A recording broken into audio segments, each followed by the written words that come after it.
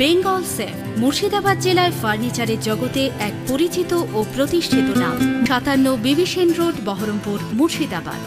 Gas cylinder থেকে ভয়াবহ অগ্নিকাণ্ডে ভস্মীভূত হয়ে গেল একটি বাড়ি। ঘটনাকে কেন্দ্র করে রীতিমতো চাঞ্চল্য ছড়ালো রঘুনাথগঞ্জ থানার অন্তর্গত চাঁপাপাড়া গ্রামে। পরিবার সূত্রে জানা গিয়েছে, মঙ্গলবার সকালে বাড়ির ছোট বাচ্চা গ্যাস অন করে দিয়ে যায়। সারা বাড়িতে ছড়িয়ে পড়ে গ্যাস। দেশলাই জ্বালাতে গোটা বাড়িতে আগুন ছড়িয়ে পড়ে।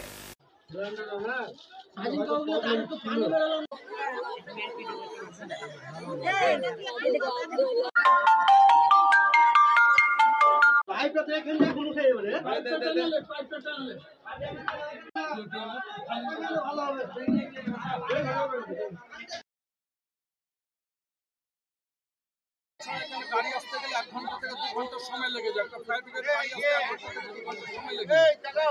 অথচ এখানে সাত একটা দুর্ঘটনা ঘটার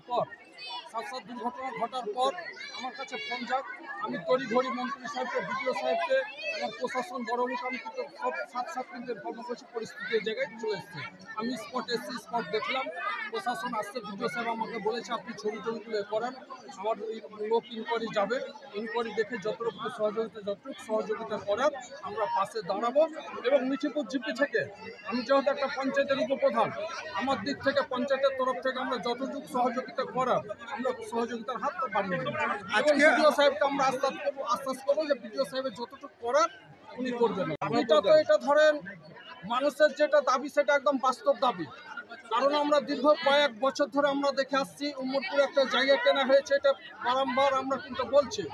যেহেতু আজকে যদি আমাদের লোকালে একটা ফায়ার ব্রিগেড গাড়ি থাকলো তাহলে এত বড় দুর্ঘটনাগুলো ঘটতো না। যাই হোক, আমরা উচ্চ নেতৃত্বকে বলবো, যেহেতু সামনে লোকসভা ভোট আসছে, আবার আমরা দাবি রাখবো তাদের কাছে যে পরিস্থিতি এই জায়গায় তড়িঘড়ি যদি এই একটা ফায়ার ব্রিগেডের যদি এখানে যদি সহযোগিতা আমরা পাই, তাহলে দুর্ঘটনাগুলো আমরা অনেকটা এড়িয়ে যেতে পারি বা অনেকটা আমরা বাঁচাতে পারি। দেখলাম আমি পরিস্থিতি যা ঘরে ছিল, যা পরিস্থিতি ছিল, তা তো সব পুরো ছাই হয়ে গেছে। গরিব মানুষ দিন খাটে দিন খায়, পরিস্থিতি সবই দেখলাম। বাড়ি ঘরটা কোনোরকম ভাবে করেছে, বাড়িরও কাঠামোটা ভালো নয়।